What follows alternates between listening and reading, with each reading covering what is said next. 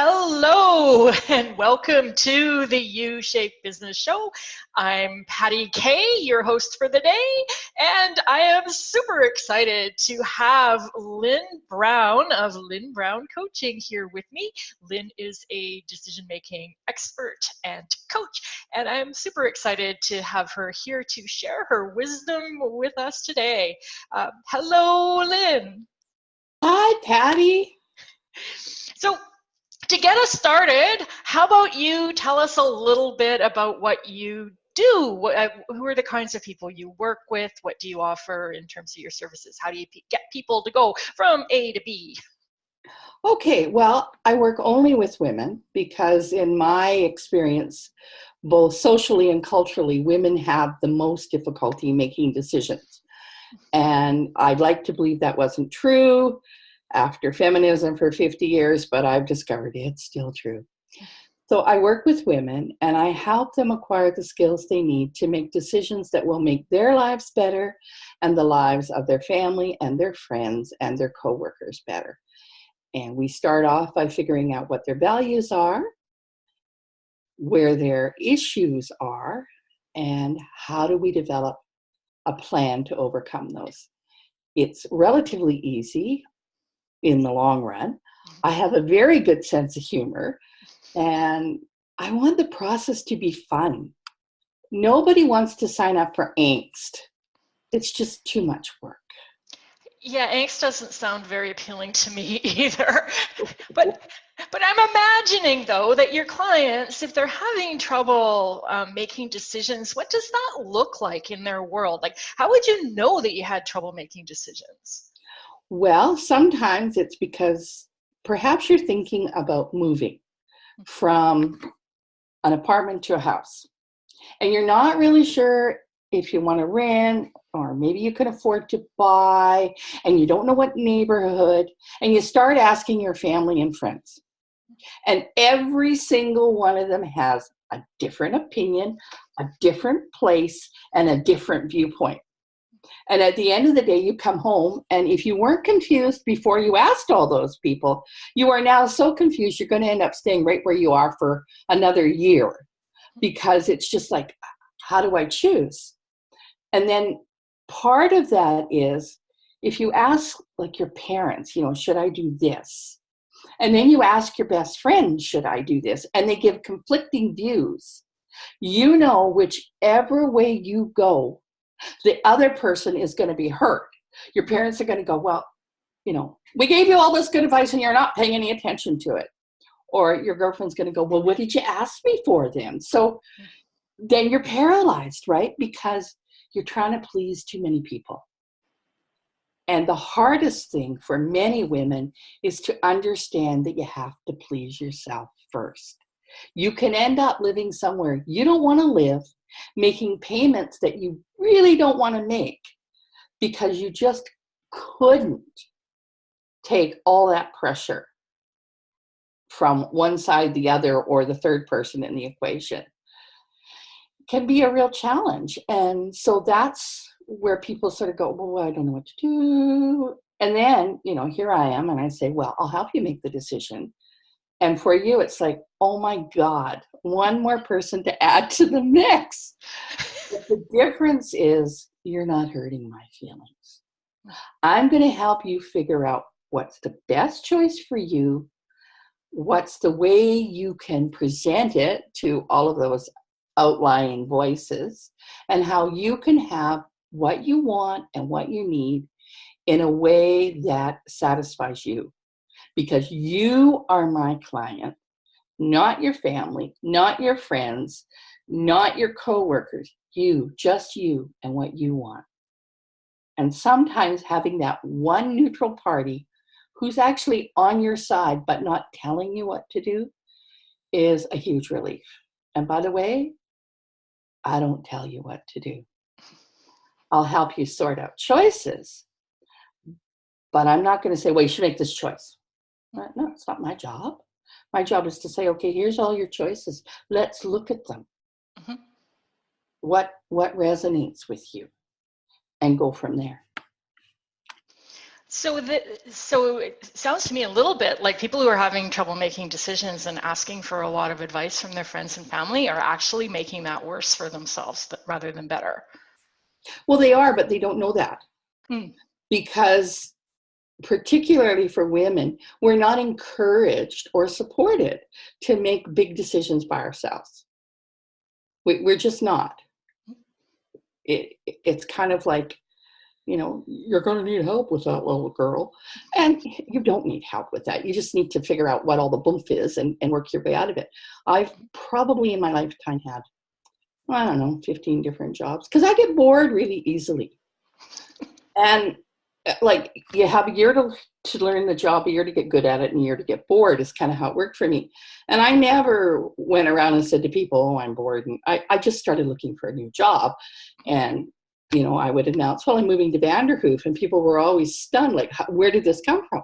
Well, I thought it through, and I'm going. I make decisions, and I don't seek a lot of input. And because I was a single person, I didn't have to consider a partner, children, and that kind of thing. And when you are in a relationship and you do have children, then you do have other things you have to think about. And again, they can confuse the dickens out of you. Right, because what I'm getting from that is it is what you want, but at the same time, whatever it is that you decide is going to have an impact on other people. So it sounds a little bit like weighing all that stuff and separating out, what matters and what doesn't, and when you get to decide what you want versus what other people want. There's actually a lot involved in this, making a big decision. Yes, there is. It's relatively easy to make the decision to buy a car for most people. Some people are a little challenged that way. It's a more difficult decision to decide if you want to move from a neighborhood, buy a house, move from where you're living to another community, move to another country. I have huge admiration for people who immigrate and leave everything they've known to come here, because that's a brave choice, because everything's changed. And don't kid yourself that because you're going to another English-speaking country that it's going to be the same. It really isn't. The first time someone in Britain says they'll knock you up in the morning, you'll probably fall over in a dead faint. So if you're a Canadian, you're going like, I don't think so. Well, knock on the door and pick you up, right? But so those are big choices. They have huge impacts on you. They have huge impacts on everybody around you. If you're going to school and you don't like your major, or you don't like that being in university, maybe in your heart of hearts, you really want to be a chef. But everybody in the family is pushing you to go to university and get a good job and be a lawyer. Well, if you want to be a chef, being a lawyer is never going to satisfy you. And someone will say, well, you could be a lawyer in the week and then you could be chef on the weekend. That doesn't happen. Being a lawyer is a big job. Most lawyers I know tend to lose a lot of personal life because there's a big court case coming up. So it's about, where's your heart sometimes? Where's your place of joy? What are your values? If your values are family first, it's going to affect everything you do. If your values are money means everything, then you're going to go for the big job regardless of the fallout. So those are the things you have to think about. And people don't think about their values when they do these things. So you help people discover what their values are then? Yeah. Okay. What's important to you? What makes you rock? For me, probably my primary value is fun. This has caused a certain amount of consternation with employers in the past because sometimes I've just left the job because it wasn't any fun. And then what I do is I get up to mischief. Again, not against choice, right? I make my own fun and they don't always like it. So, which is kind of explains why I'm in business for myself. The only one as much fun as you want. That's right. And I can have as much mischief as I want. But it's important for people to know what's important to them. And a values discussion is not something you ever have in school that I'm aware of, unless schools have changed drastically. They do it when they're doing one of those company things where we're looking at our vision and what are our values. If you work for a big company, you know that one and you've been through it. But have you ever applied it to yourself? Mm-hmm. If you don't know what's important to you, how do you know how to make a good choice? I could see a lot of light bulbs going on for people when they look at their values and look at decisions that they've made in the past, good and bad, and seeing where those conflicts are or where they made decisions that were in alignment with values. Yeah, exactly. Because if I were to say right now, what's the best decision you ever made? And you think it through. What was that best decision? The best decision I ever made. Up till now, because you have an opportunity to do more. Sure, absolutely. You know what? I would say that the best decision I ever made was my decision to join Toastmasters in 1998. And it changed everything for you. It changed everything for me. It changed everything. And I guess it looks like a relatively small decision in the course of a life. Oh, I'm going to go to a meeting kind of thing. But it turned out to be huge, and actually making it was huge too. Like, it took me 6 months after I'd heard about it in order to get the courage up to go. But it turned out to be a life-changing, life-altering experience. So, yeah. And I'm laughing when you say that, because mine was, at that time, it was Toastmistress. Mm-hmm. My mother belonged and talked me into attending a meeting. And so I went, and it was okay. And then I went back and they liked me. And I was working in a job where the decision on the part of management, consciously or unconsciously, was that the best way to get people to perform was to shame them constantly. Mm-hmm. So nothing they did was ever good enough. I don't work well for that. Like, most of us were really unhappy. And I joined Toastmistress and I gave a speech and I got really good feedback. And then they elected me to office, and one thing led to another, and I became the Pacific Northwest president. And along the way, I parlayed those skills into becoming a manager with the government. And I base everything I've done on those years with Toastmasters, because they gave me meeting management and self-confidence and communication skills and team, all that kind of stuff that you need to be a good manager, and you need to run to your own business. Mm-hmm. And, I guess my mother recognized that I was very unhappy and frustrated, because constant negative feedback, for some people, it's like they want to do better. They want to show them. With me, it's like, well, if I can't please you, I ain't trying. Now, I was only 24 at the time. I have changed a bit. But it's that decision that changed my life in the way it changed your life. And no, we're not doing a commercial for Toastmasters. But I think that decision, that was probably a gut decision, a head decision, a heart decision. And it moved you forward. It did. And it was also, I didn't realize this at the time, but it was also in line with my values. It was in line with my value for personal growth and development, for learning, for leadership. Actually, is one of my values, and it was fun. Plus courage, having the courage to do it. And it's like all of my values, like, it met so many of my values, that's what made it a good decision. But I had no idea at the time what my values were. That's something I learned later. But looking back, I'm like, oh yeah, like, even just in this conversation, I hadn't even made that connection before. It's like, oh, met all my values. It might not have taken me 6 months to decide to go if I had known my values ahead of time. or if you've given it that kind of thought. And I'm not going to ask you what your worst decision was, because who needs to go there? We all have a bunch of them, right?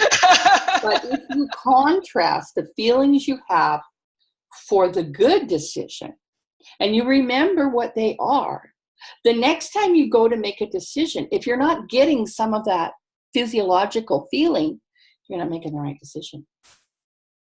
Because at some level, we know. And there are a lot of voices out there that will tell you you don't know, and that you're wrong, and that you can't do it, and it will cost too much money, or that you'll be a failure.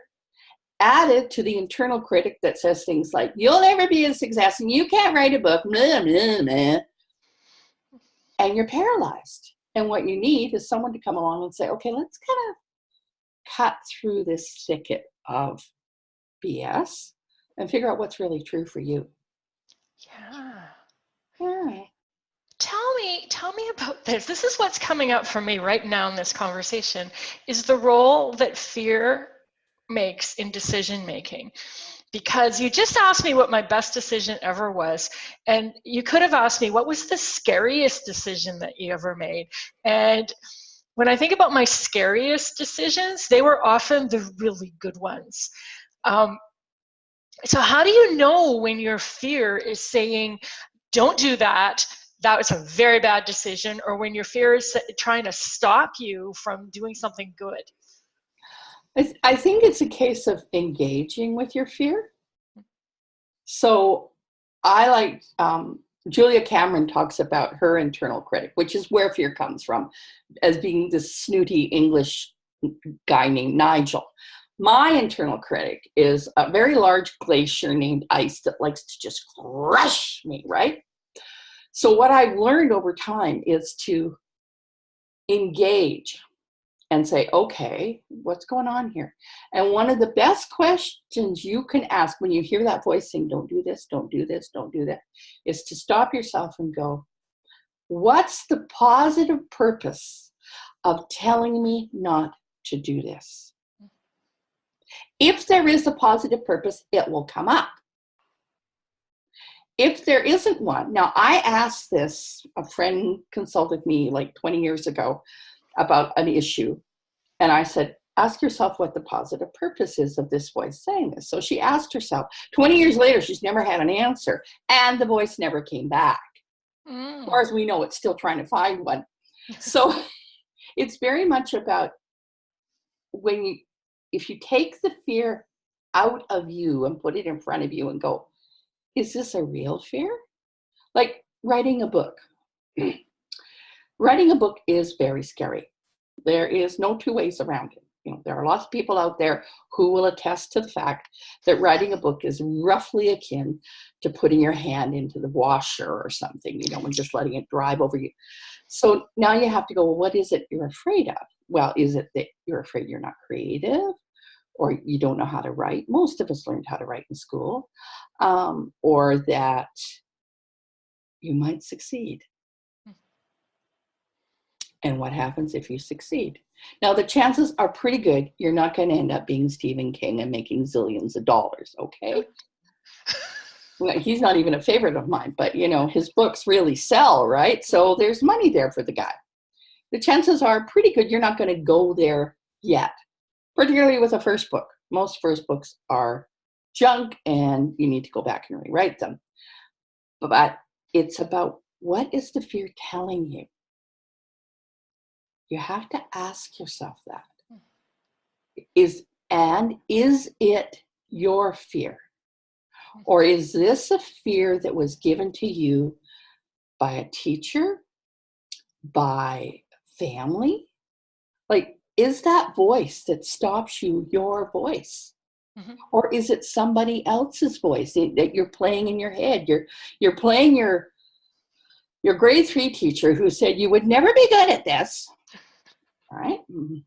I had a number of those teachers. They got really annoyed with me because I wouldn't do what they said. And so they do play in my head on occasion, you know, this, you'll never be good at this. And I'm like, you know, I don't even like the sound of your voice. So then I speed it up. So, they say, you'll never be good at this. And I just go, I put it up to a 45 from a 33 and a third record. Some of us remember those. And it goes,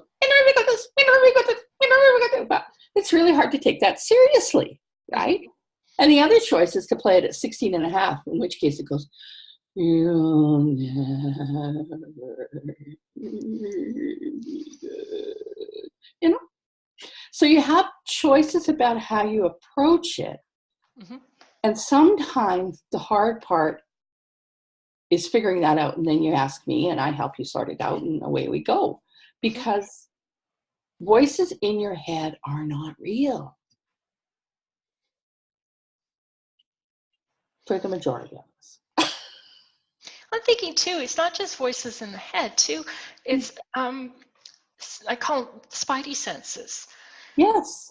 Often things that I know in the midst of making a bad decision that the spidey senses tingle and go, this is really not a good idea. And then when I look back and I go, oh yeah, I felt the spidey senses and I ignored them. It's not so much it was saying something to me, it was more of it just, and it was a knowingness of some sort. And that's because, particularly if you're interacting with another person, you have picked up their unconscious cues that say they're not going to be what they say they are.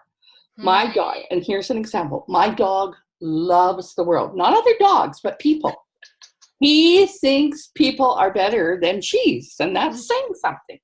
We're out walking one day, and I say hello to this gentleman, and he stops to talk to me. And I've kind of got this, oh. And the dog goes, ah! And I'm like, oh, I'm really sorry. He's not feeling very friendly today. And I kept walking. Because whatever I was picking up, the dog got it faster than I did. And I believed him. And we left.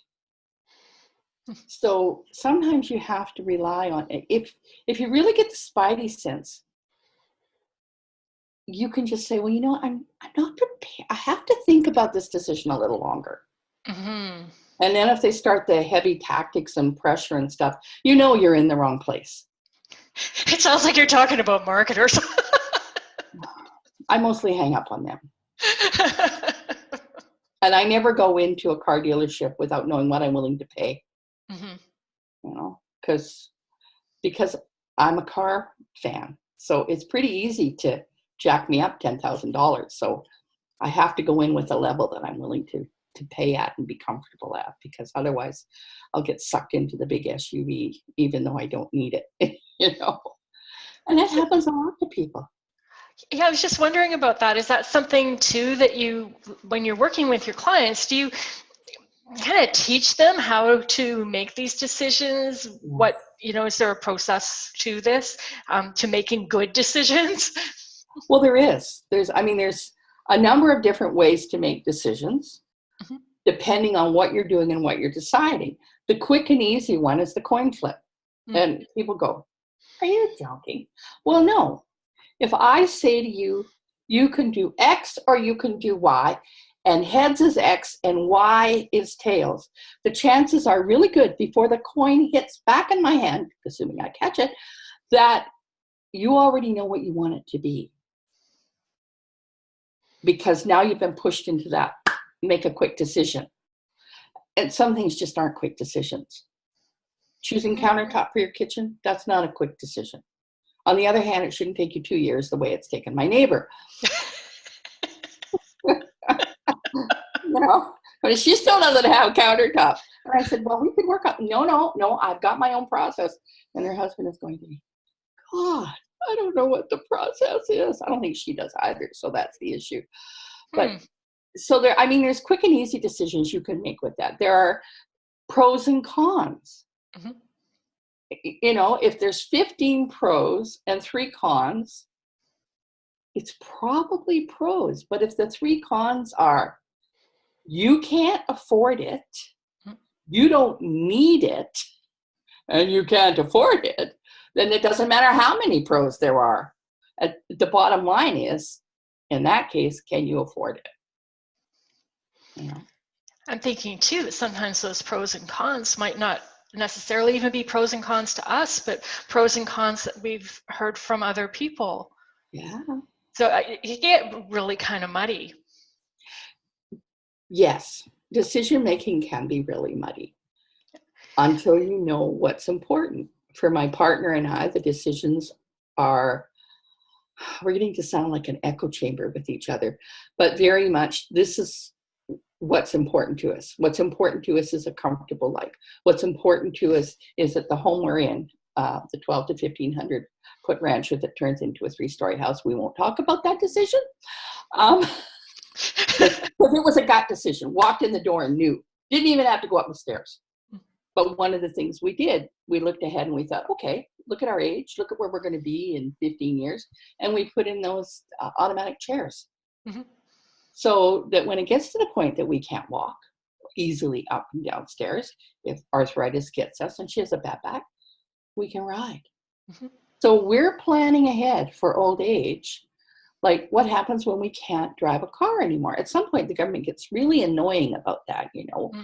You're 102 years old and you can't have a license. Oh, okay. So I'll have a really fast scooter. And I live close to downtown on flat land. Yeah. I can get to the furthest grocery store walking in 18 minutes. On my scooter, it would be about the same when I get there. So we made those decisions. Our dentist is close.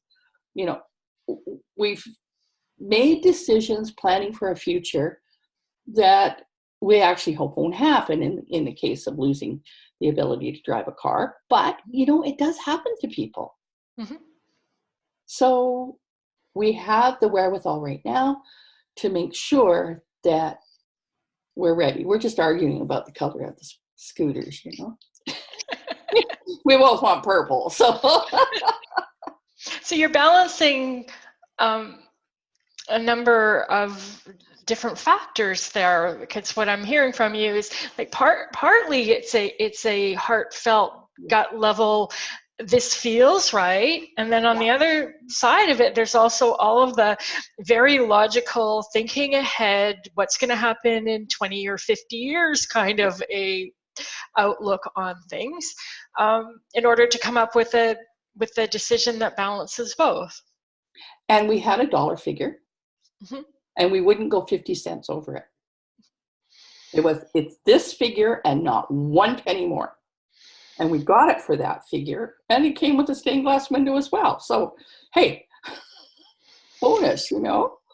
Right. So when you have that kind of clarity and confidence in what it is that you're, you know, like it's a clear boundary. It's like this or that. I think that comes across when you're dealing with people as, yeah, there's no room to budge here. Oh, and, you know, it was the price he wanted and we were happy to pay it. And the girl just said, you know, it's been on the market. You can negotiate. We said, we don't need to. We're willing to pay this quite happily because we love the house. Mm-hmm. It had everything I wanted, fenced yard for the dog and no grass. I hate grass. I think grass is a waste of water. I mean, you feed it, you water it, you mow it so you can feed and water, and I don't get it. So no grass in my life and too many blueberry bushes at the moment, but okay. You know, it sounds a little bit like some of the decision-making criteria that you're using were actually decided in advance. It's like you decide once and you're not facing that decision again. It's like, no grass. Grass is not on the table. Grass is not an option. We made a list. The first time we bought a house, we had 17 items on the list. We got 15 of them. We didn't get the view or the hot tub. Neither of those were deal breakers because when it comes to the view, when my parents were buying in North Vancouver, my mother would go the view and my dad would go, you can't eat the view. Because the view automatically pushes the price up, right? If it's a good one. And so when view came up, it was like, you can't eat the view. And I was happy with that. So we bought a house that met all our criteria. It had enough bedrooms. It had a functional basement. It had a big fenced backyard with a cherry tree, plum tree, which was nice. It had grass. I hadn't realized at that point that grass was not going to be an option anymore. This house, no grass. For me, it's like, just pave it over. So I understand this is not popular with gardening people, but we knew when we sat down to move from Seashell to Duncan, we made the choice of Duncan because although we've been in Ladysmith, it has really steep hills. And we had, over the years that we were there, seen a number of seniors on scooters roll down the hill with the scooter. That's pretty painful, and you can break stuff or kill yourself even. So I wasn't in the market to do that. Or what they would do is they would go zig, zag, zig, zag. And like, that's really dangerous because, people are driving up and down those roads that you're zigzagging across. So yeah, so we thought, okay, we like Duncan. It's close to Victoria where my mother was at the time. It has a lovely downtown that's still functioning. We can be on the flat. There are 3 different grocery stores, so 4 actually. So if you get bored with one, you can go to another one. There's a functioning hospital, which as you get older, you think about dumb things like that. So those were all of the factors. We knew how many bedrooms we wanted. We knew that she needed a studio, that I needed an office, which fortunately, this picture doesn't show what it looks like. So, those were all there. Now, the fact that it happened to be on 3 floors was accidental, but it works for us because our bedroom and her studio are on the top floor. They're totally private.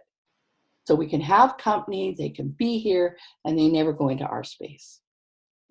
So win-win. So what you've done then is you've kind of pre-decided by figuring out exactly what you want. So you shifted the decision from, I'm going to look at 5 random houses that happen to be for sale, and then I'm going to decide which one is the best. It's more like, this is what's required. Now let's see what meets the criteria. So it's taking a very a proactive stance, I guess, towards that. That's, thank you for sharing that. That's very, very, very helpful in terms of making big decisions. Let's just chat for just a moment about what about for some people. Nobody we know who really struggle with small decisions. I can hear my husband laughing at me from the other room. What are we going to have for dinner? What am I going to have for lunch? Itty bitty tiny little decisions, taking entirely too much time to decide things at the moment. What about that kind of chronically indecisive? What are you getting from it? What's the payoff? It's I don't have to close down options. Okay, so options are a high value for you. Yeah, I like freedom and creativity and things like that. I don't like being put into a mold and having choice taken away from me. Not even by me. Yeah, so there's a bit of a rebel running there, isn't there? There's a little bit of a tiny little rebel. Okay. Well, I mean, only you can decide whether or not the angst is worth it. Mm-hmm. If you get some kind of satisfaction from diddling about around decisions, then you'll keep doing it. If it gets to the point where you become actively uncomfortable with it, it's like, well, my God, it's only bloody lunch. I don't ever have to have this lunch again as long as I live. Or I could have it every day for a week. Then maybe you'll make the decision better or quicker. But right now, wrong. What if I don't like my lunch? What if I see somebody else's lunch and I go, oh, they made the right choice? You can order it the next time, or you can be wildly extravagant and say, I don't want this lunch after all. Give it to a poor person outside and give me what she's got. Oh, wow. Extra decisions, extra options. I like that. I like having extra options. Well, that's the thing. I mean, it's like, how much of your very good brain are you willing to waste on tiny decisions that in the long run have no big consequences? Now, if your tiny decision is to eat at McDonald's for lunch every single day, which I know it's never going to happen, but that's beside the point, then at some point you will end up, as I did, with gallbladder surgery. But if that's not something you're going to do, I mean, you generally eat healthily. You're pretty much a vegetarian, a bit of fish, I think, is what comes in there. How hard can it be? How hard do you have to make it? How uncomfortable do you have to be? That's good questions. You know, just thinking, like when you mentioned the vegetarian thing, that really makes lunch decisions a lot easier when, like for most restaurants, because there's often not a lot of non-meat options to choose from, and I'm left with 2 or 3. The coin flip could really work for that. Do I want the veggie burger or do I want the salad? It's just like, let the coin decide. Or do I want the veggie burger like, with a small salad instead of fries? Just to complicate things for you, Patty. But yeah, when I go to a restaurant that's full of things that I can eat, it's taken away your choice, interestingly enough. It takes away my choice? Yeah, it does. Because there's all these choices you can't make. Yeah, it's an interesting way of doing it. It's a matter of cutting down of the options, right? It's like when you look at the root word for decision means to cut off kind of thing. And it's I think maybe sometimes I see it as, oh, I'm saying no to a whole bunch of things instead of saying yes to one. So it feels like more than one decision to me, I guess, in the moment. And I think that what you said there about keeping in mind that, you know, next time I can have the fancy salad, this time I can have the veggie burger, right? That I'm not saying no forever. I'm never, ever, ever going to have that. And obviously there's some part of you that thinks if you make this choice, that's the end choice forever. And it's like, no, it's not. You could choose to have the veggie burger for lunch and the salad for dinner, or vice versa. It's true.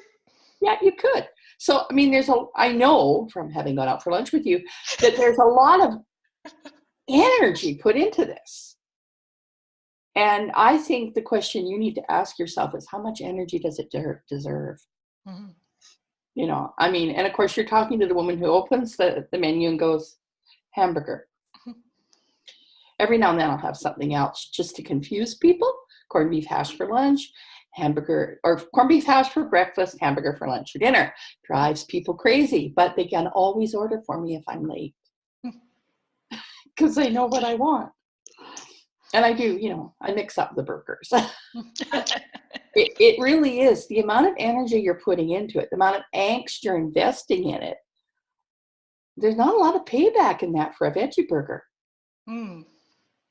It's true. When you could have all that psychic energy still inside you to come back and make a choice about your U-shaped business, or about what you're doing with your client, or your next interview. That's exactly it. It's that whole idea of decision fatigue, that we wear ourselves out by making a bunch of small decisions and we don't have the energy or bandwidth to make the ones that really count. Excellent point. So to segue a bit onto that idea of the U-shaped business, Lynne, you have a U-shaped business. I do indeed. You do. How about you tell us a little bit about maybe some of the decisions that you've made in terms of your business that makes your business fit you to a T? Well, I have a long background in management prior to my semi-retirement into coaching. And I realized along the way that one of the things that made me a good manager was I was a coach. I didn't just manage you. I mean, my rule with my staff, my managers, was make a decision. If it's a bad decision, come and tell me before everything hits the fan. Do not embarrass me with it. And inevitably they didn't, because when they knew that I would support them, then they were willing to make decisions. And some of them were hard. Sometimes you have to discipline people. Sometimes you have to fire people. And that's not fun. That's really not fun. And so it's made easier when you know that your boss is going to support the decision-making process you've gone through. And if they couldn't do it, if they didn't know how to do it, then I would help them do it. So that was why when I was taking the training for being a life coach and my NLP training, that I thought, this is my area of expertise. This is what I do really well. I make decisions and I wear the consequences. So when I make a decision, and if I've screwed up, I'll wear it. And that is often the single scariest thing about making a decision, is knowing that it could come back to bite you, and you're going to have to wear that. So there's a cartoon where, I think it's the Family Circus, where every now and then the parent will say, who did this? And the kids all go, not me, not me, not me. Even the dog looks less guilty, right? No, it is me. If I make a decision, I wear the decision. Am I 100% right? Well, no. But I have more rights than wrongs because I'm willing to do it. And sometimes it's a time thing, right? You can't always wait 6 weeks to make a decision. You have to make it. So that's how I got into it. And I like working with people. I prefer to work with women. And I find that women are often more open to this kind of work. So that's how I got where I am. Right, and it's part of that helping them overcome the socialization factors that you mentioned earlier. Very much. Because I've been through it. I've been called all those words. Who do you think you are to make this decision? Who died and made you God? Blah, blah, blah. And I won't say those on, in an interview, but we all know what they are. And I'm just like, get over it. It sounds like there's a little bit of a mission behind this as well. Yes, there's a big mission, that is probably over even and above fun, is my very strong value about supporting women and girls in achieving and having the lives they deserve to live, not living in the construct that people wish to force them into. And I believe in living large. Nice. That is awesome. Lynne, thank you so much for your insight today and for being here.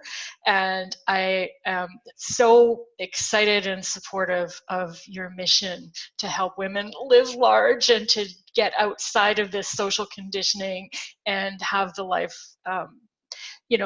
that we want, that we're meant to live, that sort of thing, rather than making our decisions based on what other people think we should do. I think that's amazing.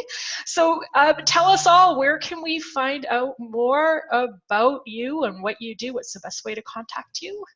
The best way to contact me is through my website, which is Lynne Brown Coaching. And I will come right out and say it's Lynnne.